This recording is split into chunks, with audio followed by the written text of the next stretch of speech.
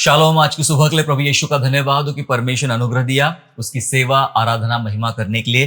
प्रियो, एक बहुत ही विशेष वचन पर आज के वचन से हम लोग बातचीत करेंगे और जानेंगे कि परमेश्वर का वचन आज हमसे क्या बात करना चाहता है।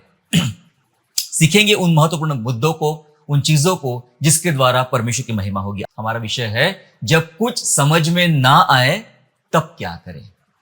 जी हाँ, जब समझ में कुछ भी ना आए तब क्या करना चाहिए। दरअसल हर मनुष्य की यह स्थिति होती है या मनुष्य इस स्थिति से गुजरता है। प्रत्येक मनुष्य इस स्थिति से गुजरता है, इस सिचुएशन से गुजरता है। फिर वो उसकी उम्र जैसी भी हो। छोटे बच्चों की बात करें, जब वे अपनी पढ़ाई करते हैं, स्कूल जाते हैं और उन्हें कुछ भी समझ में नहीं आता है, वो टाइम पे इस स्थिति से वो भी लोग गुजरते हैं, बच्चे गुजरते हैं, जवान गुजरते हैं। उन्हें अपने करियर को लेकर निर्णय लेना है, अपने जीवन को लेकर, अपने फ्यूचर को लेकर निर्णय लेना है। और वे कई कई बार ऐसी जगह आके फंस जाते हैं जहां उन्हें कुछ समझ में नहीं आता है। उन्हें नहीं समझ में आता कि अब हमने क्या करना चाहिए। उससे बड़े जो लोग होते हैं और बुजुर्ग लोग होते हैं, वे सब, मतलब हर कोई उम्र का व्यक्ति इस सिचुएशन से गुजरता है कि जब कुछ समझ में नहीं आता उन्हें, और वो ऐसी हालात में फंस जाते कि अब क्या करना चाहिए, क्या नहीं करना चाहिए। ये इसमें से कुछ बात उन्हें समझ में नहीं आती है। हमारे काम बनना और हमारे काम बिगड़ना, सुनिए, दो बात बता रहा हूं। हमारे काम बनना और हमारे काम बिगड़ना, इसके पीछे जो बात होती है ये हमारे निर्णयों पर आधारित होती है। जी हां, हमारे निर्णय पर निर्भर है हमारे काम बिगड़ना या हमारे काम बनना। क्योंकि ये ऐसी हालत होती है जब आपको कुछ समझ में नहीं आता है। चाहे आप किसी भी वजह से कुछ ऐसी परिस्थिति में फंसे हो जहां आपको कुछ समझ में नहीं आ रहा हो सकता है कोई मेडिकल कंडीशन हो सकता है कोई फाइनेंशियल प्रॉब्लम हो, पारिवारिक समस्या हो, और दूसरी कोई समस्या हो सकती है। आपको कुछ समझ में नहीं आता है, और जो आपने उस समय जो निर्णय लिया हुआ होता है, इस हालत में व्यक्ति निर्णय लेता है, और जब वो निर्णय लेते हैं और उसके बाद जो काम बनते होंगे या फिर बिगड़ते होंगे, इन सब चीजों के पीछे जो बात जिम्मेदार है वो होता है हमारा निर्णय। हमने उस समय कैसा निर्णय लिया, किस हालातों में निर्णय लिया और क्या सोच के हमने निर्णय लिया। इसलिए बहुत महत्वपूर्ण हो जाता है जब कुछ समझ में ना आए तब आपका निर्णय कैसा हो, आपने कैसा निर्णय करना चाहिए। उसी निर्णय पर आपका जो रिजल्ट है वो आधारित होगा कि क्या होने वाला है। अब ये ऐसा विषय है कि जब कुछ समझ में ना आए तब क्या करें, तो बाइबल इस विषय पर कुछ कहती है। बाइबल अपने विचार रखती है, जिसे परमेश्वर के वचन को हमें आज सीखना और समझना होगा कि इन हालातों में क्या करना चाहिए। आइए थोड़ा सा बाइबल का नजरिया जानते हैं। यशाया निकालेंगे हम लोग, यशाया अध्याय 55 और वचन 8 और वचन 9। Isaiah chapter 55 and verse 8 and verse 9। जहाँ इस प्रकार से लिखा गया है, क्योंकि यहोवा यो कहता है, मेरे विचार और तुम्हारे विचार एक समान नहीं है, न तुम्हारी गति और न मेरी गति एक सी है। क्योंकि मेरी और तुम्हारी गति में और मेरे और तुम्हारे सोच विचारों में आकाश और पृथ्वी का अंतर है। परमेश्वर का वचन बता रहा है कि मेरे विचार, मेरी गति तुम्हारे जैसी नहीं है, एक समान नहीं। मतलब तुम्हारी बातें, मेरी बातें एक साथ नहीं मैच होती है। तुम्हारी जो गति है, तुम्हारे जो तौर तरीके हैं, काम करने के तरीके हैं, परमेश्वर कहता है मेरे काम करने के तौर तरीके से मैच नहीं खाते हैं, अलग अलग है। अब जब ये बातें अलग अलग है तो स्वाभाविक है कि व्यक्ति इस सोच में जरूर आएगा जब उसे कुछ समझ में नहीं आएगा। हालांकि ये सिचुएशन होती ही पैदा इस वजह से है। क्यों? क्योंकि हमारी सोच कभी भी परमेश्वर की सोच के अनुसार नहीं चलती है। परमेश्वर का सोचना अलग होता है, मनुष्य का सोचना अलग होता है। मनुष्य सोचता है अब हम क्या करें, मुसीबत ऐसी आ गई है, अब हम क्या करें। चेलों ने यीशु से पूछा, प्रभु जी इतने सारे भीड़ आ गई है खाना खाने के लिए, अब इतने लोगों के लिए हम खाना कहां से लाए। इतने इतने रुपए का खाना भी अगर हम बाजार से खरीद के लाए तो भी वो पूरा नहीं होगा कि सबका पेट भर सके। स्वाभाविक है, मनुष्य ऐसी ही चिंता करता है, भीड़ देखकर, समस्या देखकर, चिंता देखकर, रोग और बीमारी देखकर या अन्य कोई बात को देखकर वो ऐसी ही चिंता करता है। क्योंकि वो उसकी सोच कभी ऐसी आती नहीं जल्दी से कि वो परमेश्वर के जैसा सोचना आरंभ करे कि परमेश्वर का क्या नजरिया इस बात को लेकर, प्रभु यीशु मसीह का क्या नजरिया था। प्रभु यीशु मसीह जानते थे, वचन में लिखा है कि वो अब क्या करने वाले हैं, क्या हो सकता है। प्रभु यीशु मसीह का नजरिया सच में परमेश्वर का नजरिया था, मनुष्य के समान नहीं था। इसलिए मनुष्य के विचार और परमेश्वर के विचार कभी मेल नहीं खाते हैं। मनुष्य की गति और परमेश्वर की गति मेल नहीं खाती है, और इस वजह से ऐसी सिचुएशन में हम आके खड़े हो जाते हैं कि अब कुछ समझ में नहीं आ रहा है, कुछ समझ में नहीं आ रहा है, अब मैंने क्या करना चाहिए। ऐसे हालातों में ही बाइबल आज हमें कुछ सलाह दे रही है, क्या तुमने करना चाहिए, क्या तुम्हारे उपाय होना चाहिए। इस बात को हम सीखेंगे, जानेंगे कैसे हमारी सोच भिन्न है, कैसे हमारे रास्ते भिन्न हैं, और कैसे इस सोच को और इस रास्ते को हम परमेश्वर के रास्ते पर ला सकते हैं, मतलब परमेश्वर के मार्ग पर ला सकते हैं। परमेश्वर के विचार से अपने अपने विचार हम रख सकते हैं, ताकि जब कभी ऐसे हालात हमारे सामने खड़े हो जाए कि कुछ समझ में ना आए, कुछ समझ में ना आए, तब मैं चाहता हूं आप एक ही काम करें जो परमेश्वर का वचन आज हमें सिखा और समझा रहा है। अब हम जानेंगे कि जब आप ऐसे हालातों से गुजरे तब क्या करें। जी हां, जब ऐसे हालातों से आप गुजरे तब आपने क्या करना चाहिए, ये 2-3 बातों को हम लोग ध्यानपूर्वक समझेंगे और सीखेंगे। सबसे पहली जो बात है, क्या करना चाहिए, हमने रहना है शांत। शांत रहना सीखे। जब कुछ समझ में ना आए तब क्या करें। सबसे पहला काम ये करे, अपनी आप को शांत करे, शांत हो जाए। परमेश्वर के वचन में से बहुत सारी बातें लिखी गई है जहां पर यह बात समझाई गई है कि जब ऐसे हालात आ जाए तो शांत हो जाओ। आप जानते हो ना, जब मिस्री मतलब इजरायली मिस्र से निकलने के बाद उस समुद्र के पास खड़े हो गए और समझ में नहीं आ रहा कि अब क्या होगा, क्योंकि पीछे फिरौन की सेना आ रही है और सामने लाल समंदर है, कैसे हम लोग पार कर सकते हैं, कुछ समझ में ना आए। तब वचन में लिखा है निर्गमन 14 में कि चुपचाप हो जाओ, शांत हो जाओ और खड़े खड़े परमेश्वर के उद्धार के काम को देखो। हालेलुया, खड़े खड़े प्रभु के उद्धार के काम को देखो। प्यारो, हमें यह बात समझना है, शांत होना सीखना है। जब आप चुप हो जाओगे, जब आप शांत हो जाओगे और जब कुछ समझ में ना आएगा, तभी आपको पता चलेगा कि अब रास्ता इसमें से निकलने वाला है और इस सिचुएशन से मैं बाहर निकलने वाला हूं। शांत रहना सीखे। देखो, शांत के बारे में बाइबल में से बहुत सारे वचन हैं, लेकिन एक वचन मैं ज्यादा अच्छा समझता हूं और आपको समझाना चाहता हूं, और वो है भजन संहिता हम निकालेंगे 94 और वचन 19 का। 94 का 19 इस प्रकार कहता है, जब मेरे मन में बहुत सी चिंताएं होती है, तब हे यहोवा तेरी दी हुई शांति से मुझको सुख होता है। वचन कह रहा है कि जब मेरे मन में बहुत सी चिंताएं होती है, मतलब ये वो सिचुएशन है, दरअसल ये वो कंडीशन है जब आप चिंताओं से भरे रहते हो, चिंताओं से, विपत्तियों से, निराशाओं से आप भरे होते हो। और ये वो कंडीशन है जब आपको कुछ समझ में नहीं आ रहा है, तभी तो चिंताएं आई है, कुछ समझ में नहीं आ रहा मैं क्या करूं। तो वचन कहता है, तब यहोवा तेरी दी हुई शांति से मुझको सुख होता है। परमेश्वर की शांति से सुख होता है, तो आओ हम शांति में रहे। हालेलुया, आओ हम शांत हो जाए, हम शांति से रहे, शांति से सोचे, ताकि हम परमेश्वर की महिमा कर सके। मेरे प्यारो, जब ये सिचुएशन हमें तकलीफें पहुंचाती है, कुछ समझ में नहीं आता कि मैंने कहां जाना, किसके पास जाना, क्यों करना, कैसे करना, कुछ समझ में नहीं आता है। बाइबल आज हमें समझा रही है, बाइबल हमें सलाह दे रही है, शांत हो जाओ। उसी की शांति से आपके लिए रास्ते मिलेंगे, उसी की शांति से आपके लिए मार्ग निकलने वाले हैं, सुख मिलने वाला है। बस चिंता ना करो, शांत हो जाओ। सबसे पहला काम जो करना है, अपने आप को शांत करना है। प्यारो, अपने आप को शांत करना समाधान तक पहुंचाएगा आपको। जब आप अपने आप को शांत करोगे, ये शांति आपको समाधान तक पहुंचाएगी। जी हां, समाधान तक।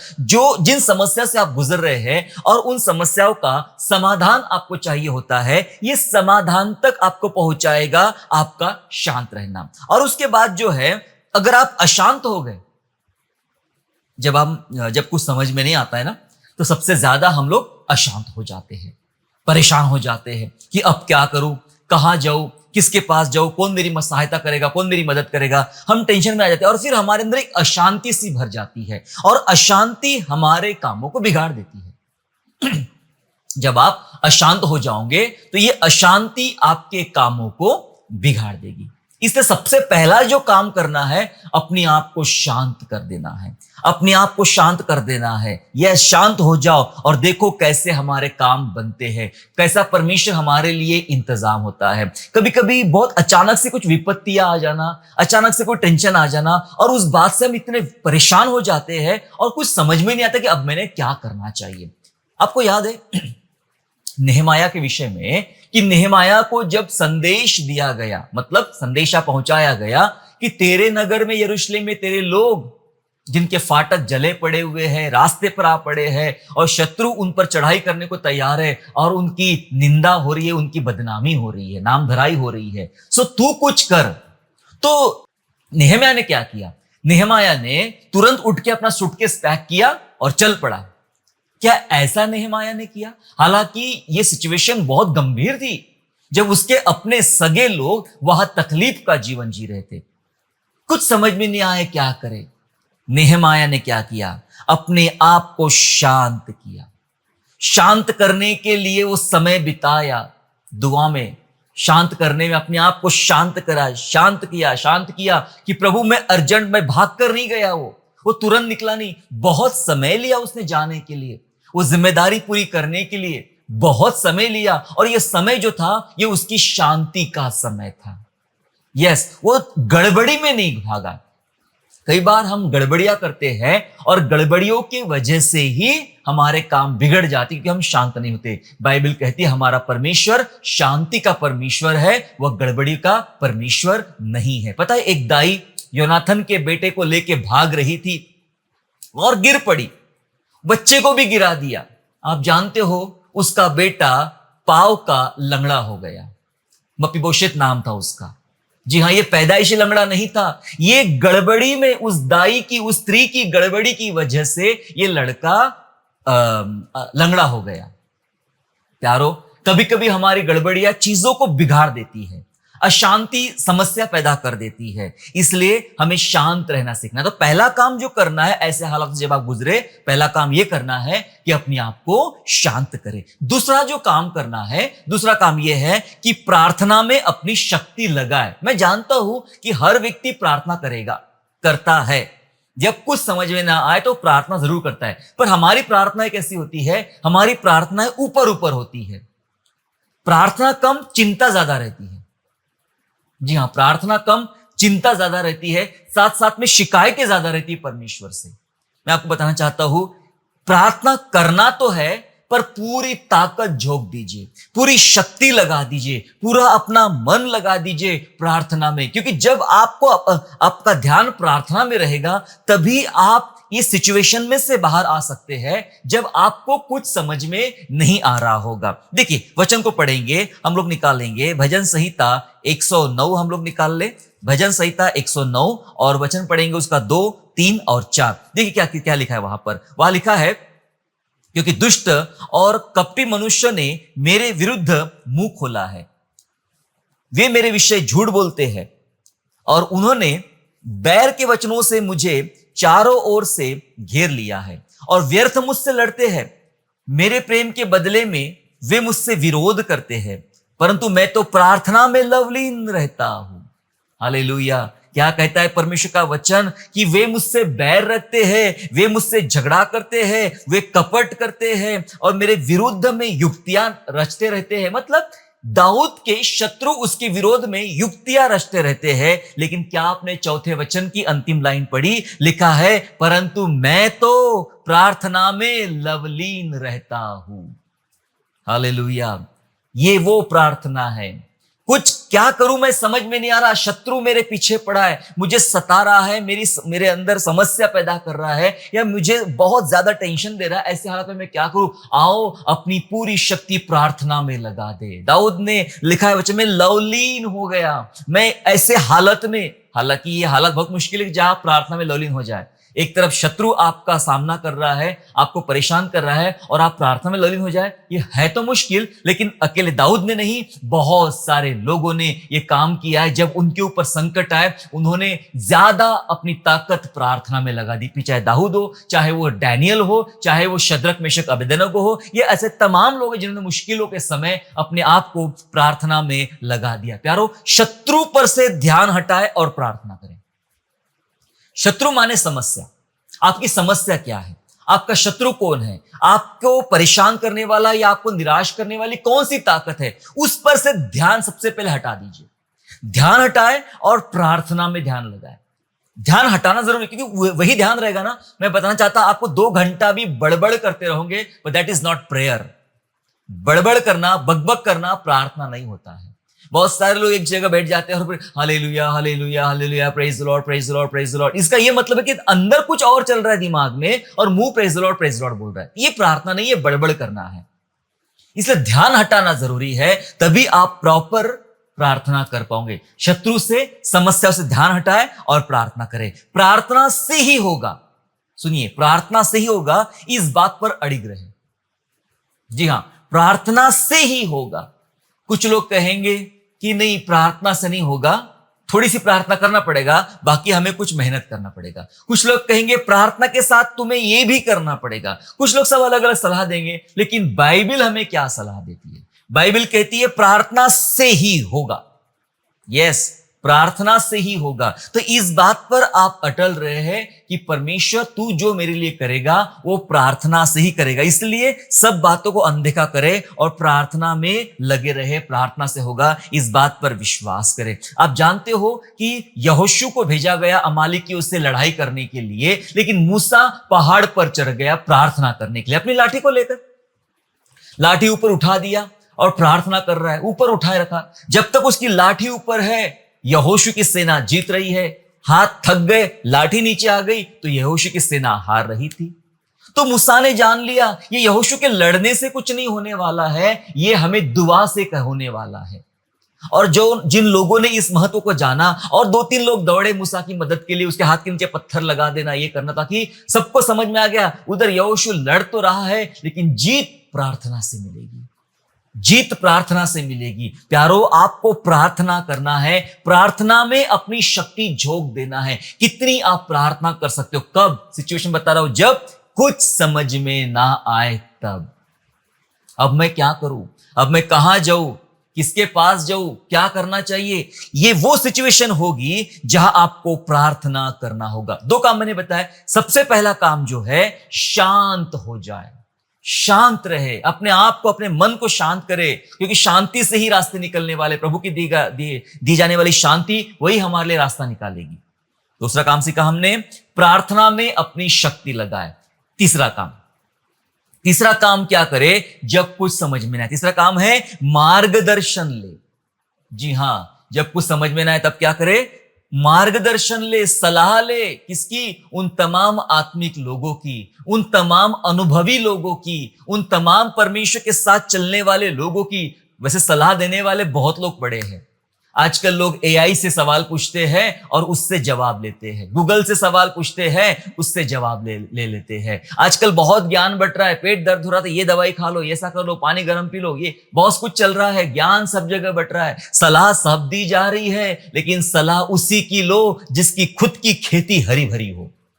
सबकी सलाह नहीं लेना चाहिए, सलाह उसकी लो जिसकी खुद की खेती हरी भरी हो। इसलिए आत्मिक लोग होना चाहिए, अनुभवी लोग होना चाहिए, परमेश्वर का डर मानकर प्रभु के साथ चलने वाले लोग होना चाहिए। ऐसों की सलाह आपको बहुत सहायता करेगी उस सिचुएशन में जब आपको कुछ समझ में ना आए। ऐसी सिचुएशन में फंसाता मूसा।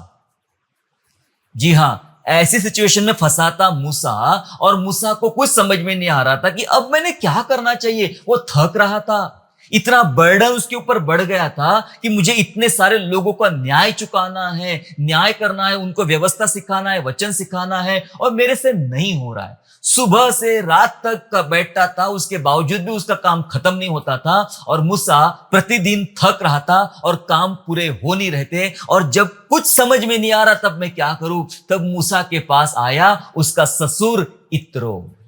जी हां, इत्रो आया। देखिए वचन में पढ़ेंगे हम लोग एक्सोडस चैप्टर 18 वर्स 17, 18 एंड 19। निर्गमन 18 अध्याय 17, 18 और 19। क्या लिखा है? मूसा के ससुर ने उससे कहा, जो काम तू करता है वह अच्छा नहीं, और इससे तू क्या वरन ये लोग भी जो तेरे संग है निश्चय हार जाएंगे, क्योंकि यह काम तेरे लिए बहुत भारी है, तू इसे अकेला नहीं कर सकता। इसलिए अब मेरी सुन ले, मैं तुझको सम्मति देता हूं और परमेश्वर तेरे संग रहे। तू तो इन लोगों के लिए परमेश्वर के सन्मुख जाया कर और इनके मुकदमे को परमेश्वर के पास तू पहुंचा दिया कर।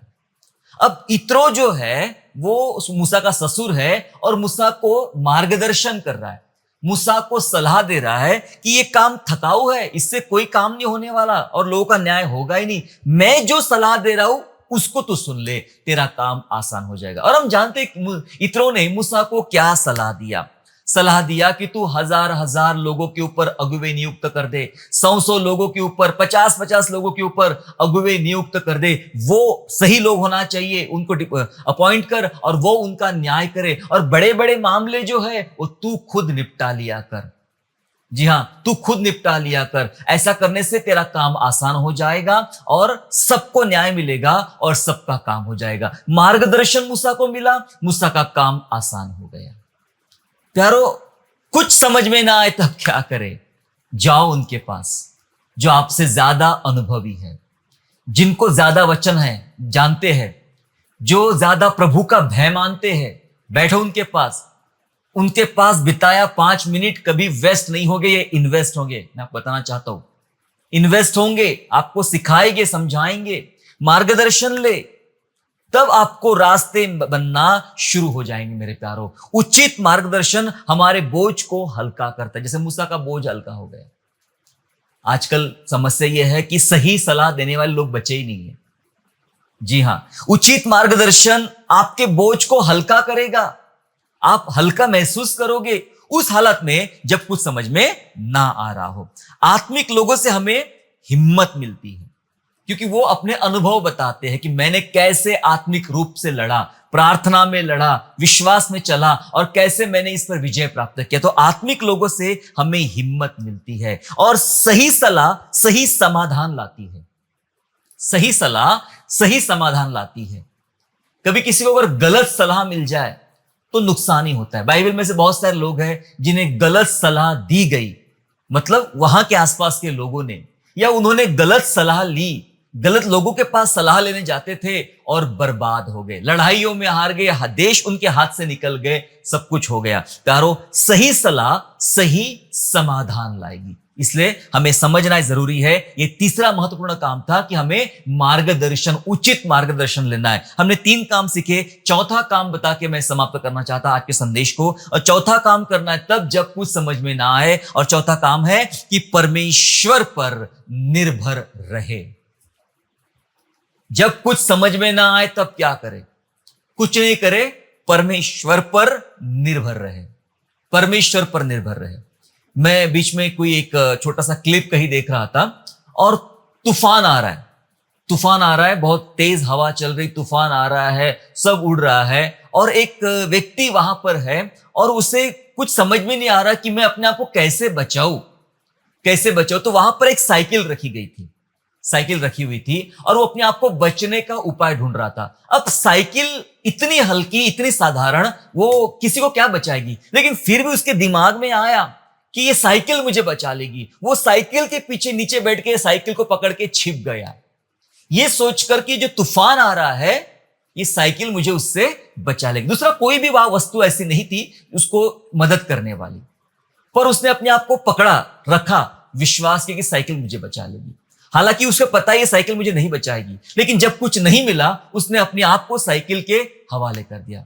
मैं आपको बात बताना चाहता हूं परमेश्वर के विषय में। परमेश्वर कोई साइकिल नहीं है, परमेश्वर एक ऐसी सहायता है, ऐसी मदद है जो हमारे लिए लगातार खड़ी है, और धर्मी आकर उसमें छिपते हैं। लिखा है यीशु नाम हमारा दृढ़ कोट है और धर्मी विपत्तियों में आकर उसमें छिप जाते हैं।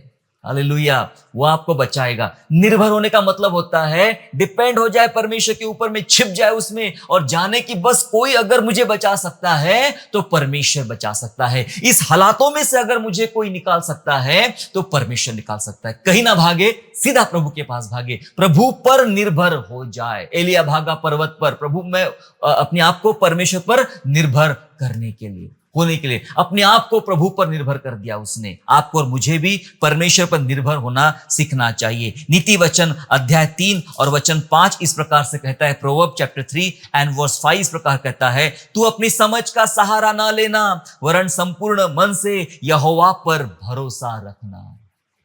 क्या नहीं करना है हमें? हमने अपनी समझ का सहारा नहीं लेना है। हमारी समझ तो कुछ भी बताती, कहीं भी ले जाती, उसकी मदद ना ले, लेकिन पूरे मन से, पूरे शक्ति से परमेश्वर पर भरोसा रख। इसका मतलब होता है निर्भर हो जा परमेश्वर के ऊपर में। परमेश्वर पर भरोसा रख, परमेश्वर पर निर्भर हो जा। वो तुझे जब कुछ समझ में ना आए, ऐसे हालातों में तुझे निकालेगा। जी हां, परमेश्वर जो करेगा वो बेहतर करेगा, इसलिए निर्भर होना है। अपने दिमाग को ऑर्डर दे कि परमेश्वर जो करेगा वो बेहतर करेगा, इसलिए मुझे परमेश्वर पर निर्भर होने की आवश्यकता है। और परमेश्वर पर निर्भरता ये सर्वोत्तम निर्णय है। सबसे अच्छा निर्णय मैं कहां जाऊं? मैं किसके पास जाऊं? मैं परमेश्वर पर निर्भर हो जाऊंगा। आपको पता है दाऊद के सामने 3 विपत्तियां रखी गई थी, 3 पनिशमेंट रखी गई थी। कौन सी विपत्ति को दाऊद चुनता है? जब उसने जनगणना की गलती किया था, दाऊद ने सोचा कि परमेश्वर के हाथ में पड़ना ही सबसे अच्छी बात है। क्यों यहां वहां जाओ, क्यों अपने बचाव ढूंढू? परमेश्वर तो बहुत दयालु है, विलंब से कोप करने वाला है। उसने अपने आप को परमेश्वर के हवाले करना ही सर्वोत्तम समझा। इसलिए मैंने कहा कि परमेश्वर पर निर्भरता सर्वोत्तम निर्णय है। बस निर्भर हो जाए, जो होगा अच्छा होगा, जैसा भी होगा। भले आज आपको बुरा दिख रहा है, आज आपको कठिन लग रहा है, लेकिन यदि प्रभु के हाथ में अपने आप को आपने छोड़ दिया है तो प्रभु उसको जो करेगा वो बेहतर करेगा। ये 4 महत्वपूर्ण काम मैंने बताया। तब जब कुछ समझ में ना आए तब करना चाहिए। क्या कहता है परमेश्वर? मेरे विचार तुम्हारे विचार, मेरी गति तुम्हारी गति एक जैसी बिल्कुल भी नहीं है, मेरे रास्ते तुम्हारे रास्ते एक जैसे बिल्कुल भी नहीं है। आओ परमेश्वर के रास्तों को समझे, ताकि इस सिचुएशन में जब जब आप गिर जाए, जब कुछ समझ में ना आए तब क्या करें? तब आपके पास सही सलाह हो, सही परमेश्वर का मार्गदर्शन हो और सही परमेश्वर की मदद हो। मैंने 4 बातें मैंने बताया कि ऐसे हालात से जब आप गुजरे तब आपने क्या करना चाहिए। 4 बातें बताया। पहली बात, शांत रहे, अपने आप को शांत करे और शांत रहे। दूसरी बात, प्रार्थना में अपनी शक्ति लगाए।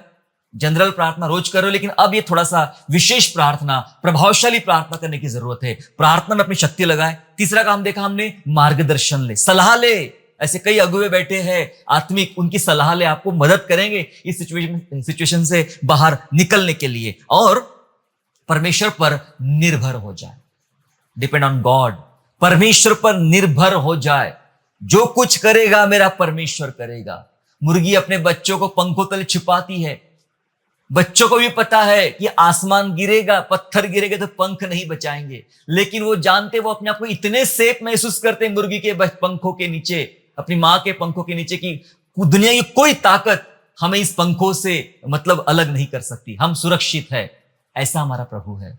आओ पूरे निर्भर हो जाए, उसके पंखों तले आ जाए, आपको कोई नुकसान, कोई हानि नहीं होगी। परमेश्वर आपको आशीष दे। और मैं विश्वास करता हूं कि यदि कोई आप में से ऐसे लोग हैं, जब आप ऐसे हालात से गुजर रहे हैं कि कुछ समझ में नहीं आ रहा है, तब क्या करूं, ये 4 बातें करके देखिए, परमेश्वर आपको ब्लेस करेगा और उन हालातों में से बाहर निकालेगा। अगर आप चाहते हैं कि मैं आपके लिए प्रार्थना करूं, तो आइए हम सब मिलके प्रार्थना करेंगे, ताकि इस हालात से जितने हमारे भाई और बहनें गुजर रहे हैं, वो सब लोग आज आजाद और मुक्त होने वाले बने। दुआ करेंगे।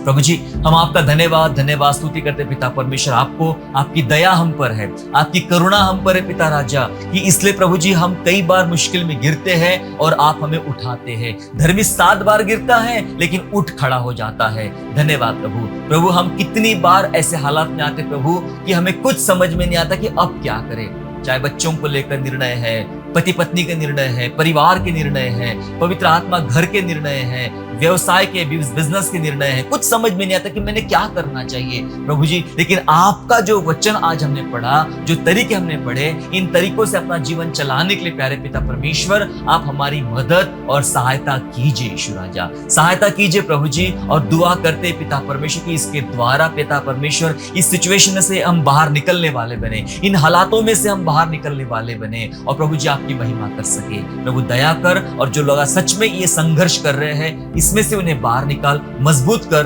धाड़स दे, दिलासा दे, और आपका वचन सिखाता है कि मैं सदा तेरे साथ हूं। धन्यवाद करते कि अब हम मुक्त है, आपकी महिमा कर रहे हैं। धन्यवाद के साथ उद्धारकर्ता प्रभु यीशु के नाम से प्रार्थना मांगते सुनिए और दया से कबूल कीजिए।